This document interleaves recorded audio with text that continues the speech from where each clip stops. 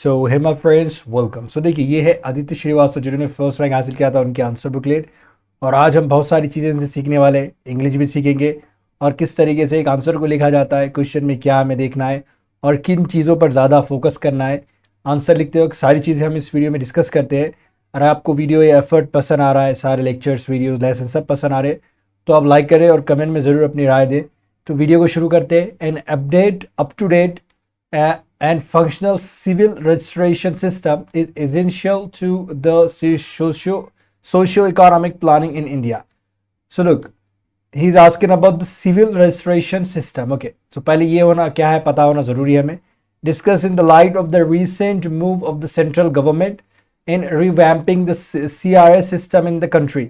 Okay, so अब यहाँ पे देखिए, पहला तो हमें इसके बारे में जान पता रहा तो हम सारी चीज़ें कनेक्ट करके लिख सकते हैं। ओके, सो पहले तो हमें बताना है कि एक फंक्शनल और अप टू डेट जो सिविल रजिस्ट्रेशन है, सिस्टम है, वो बहुत ज़रूरी है। ये क्या होता है, ये लोगों का डेटा है, समझो कौन कब पैदा हुआ, कब मरा है, सारी चीज़ें इसमें ऐड होती है। ओके, सिविल रजिस्ट्रेशन सिस्टम में। तो वो एक तरह का डेटाबेस है सिटीजन के लिए। Okay, is essential to the socio economic planning in India. अब सोशियो इकोनॉमिक एक छोटा सा एग्जांपल याद रख सकते हैं आप कि अगर हम किसी को एम्प्लॉयमेंट देते हैं, ओके, कोई भी इंसान है उसे एम्प्लॉयमेंट देते हैं, वो क्या करेगा, पैसा उसके पास आएगा, वो घर खरीदेगा, बच्चों को एजुकेशन देगा। ओके, बच्चों की अच्छे से मतलब चाइल्ड केयर होगी वगैरह। ओके, फूड, मेडिकल, सारी चीज़ें केयर होगी, तो उसे हम सोशियो इकोनॉमिक प्लानिंग कहेंगे, राइट। मतलब हम इकोनॉमिक प्लानिंग करते हैं तो उसका असर सोशल सोसाइटी पर पड़ता है, तो वो प्लानिंग हम सोशियो इकोनॉमिक कहेंगे। ओके, वैसा बहुत ज़्यादा टर्म होगा ये, हम एक छोटे से एग्जांपल से समझ रहे हैं। सो हमें डिस्कस करना है in the light of recent move. Okay, जो सेंट्रल गवर्नमेंट का मूव था, किस लिए, रिवैम्प करने के लिए सीआरएस सिस्टम को इन द कंट्री। अच्छा, तो इसका मतलब क्या, रिवैम्प का मतलब कि कोई चीज़ को नया स्ट्रक्चर, नया फॉर्म देकर उसे नए तरीके से लाना मार्केट में। ओके, तो हमें सीआरएस को हमें एक रिवैम्प करना है, अच्छे से स्ट्रक्चर में लाना है फिर से। तो ये बात हो रही है। The civil registration system is essential to uphold the value of citizen centric, okay, administration. अब देखिए, ये सिविल रजिस्ट्रेशन सिस्टम क्यों ज़रूरी है, क्योंकि हम सारे सिविल मतलब जो सिटीजन्स हैं हमारे इंडिया के, उससे हम सेंटर में रखेंगे। ओके, मतलब सेंटर में रखते हुए उनके आयतराफ में पॉलिसीज बनेंगी जिससे उनको फायदा होगा, तो हम उसे कहेंगे citizen centric administration. Okay, so this is essential for that means civil registration system. अब इसमें डेफिनेशन तो नहीं लिया गया है कि क्या है डेफिनेशन, मतलब क्यों है वो नहीं बताया गया है। डायरेक्ट बोल देगा कि अपहोल्ड है, अपहोल्ड करता है, मतलब इसे मानता है अच्छे से। क्या करता है ये, uphold the value of the citizen, right.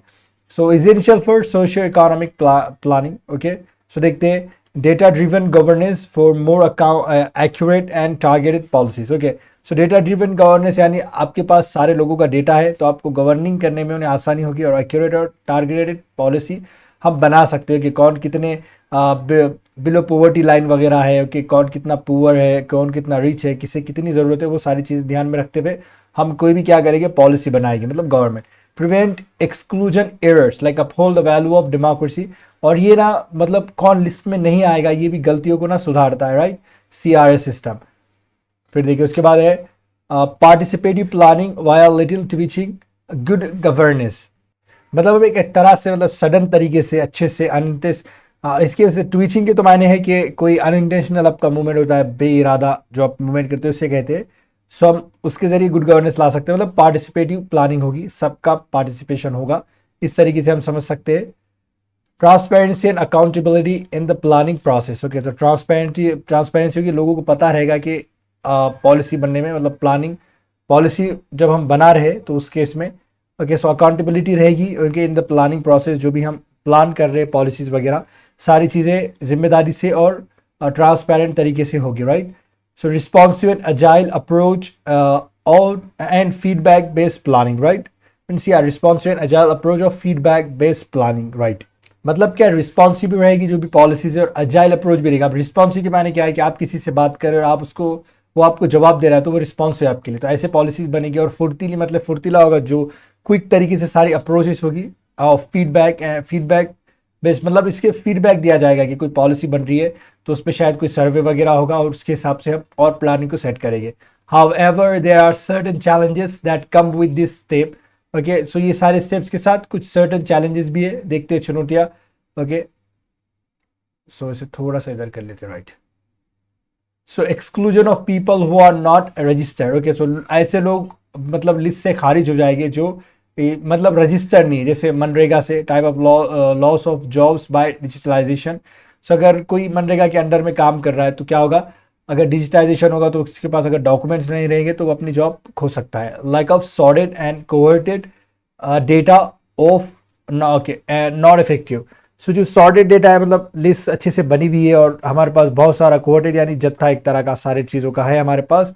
Okay not effective, like of sorted and converted data not effective है, मतलब हमारे पास ये चीज़ों के लैक एक कमी है, ये बोलना चाह रहा है, राइट।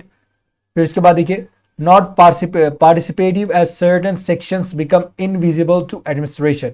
ओके मतलब पार्टिसिपेट ही नहीं होगा पूरी तरीके से, क्योंकि कुछ सेक्शंस क्या रहेंगे फिर भी छुपे हुए रहेंगे, एडमिनिस्ट्रेशन को दिखेंगे नहीं। जैसे Jharkhand girl died as not given food, मतलब फूड नहीं देने की वजह से हो गया तो उनके पास कोई डॉक्यूमेंट्स नहीं तो हम उन्हें पहचान भी नहीं पाएंगे, right. That is being said here. So promote red tapism due to high issues and methods to get registered। मतलब क्या हो रहा है कि कोई फाइल पड़ी हुई तो हम उसे पैसे देकर, मतलब रेड टैपिज्म के मायने बोलते हैं, ये प्रमोट करेगा कि समझो हम हमारे प्रोसेस को स्पीड अप कराने के लिए कोई फाइल हमारी पड़ी हुई है तो करप्ट तरीके से ब्राइब देते हुए, रिश्वत देते हुए हम उस फाइल को स्पीड अप करा सकते हैं उसके प्रोसेस को।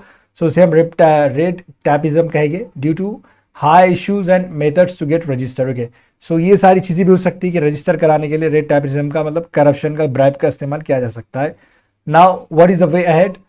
सो the way forward is to take it slow, have a piecemeal approach, मतलब इसे ग्रेजुअल, पीसमिल अप्रोच यानी ग्रेजुअली, ओके एकदम आराम से आहिस्ता आहिस्ता हमें क्या करना है, इसे लागू करना है। Involve civil society for hearing people register, कि लोगों को भी इसमें क्या करना है, शामिल करना है सारी चीज़ों को अप्लाई करने के लिए। This would help make such systematic okay reforms and enabler and not a disable for people centric governance.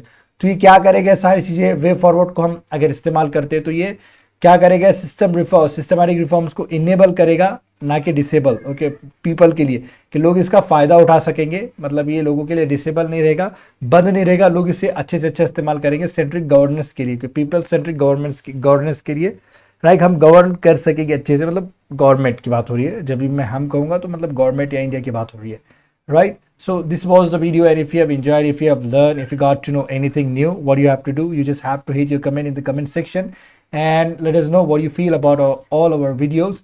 And like if you have any doubt or anything like to talk, so you can just like hit your comment in the comment section as well. And if you are still watching, it means you might be a serious UPSC aspirant, and don't waste your time at all. Invest everywhere because you don't have any like faltu time and all. So every moment or every second is valuable for us, so just like use it, okay, carefully. And thanks for watching this video.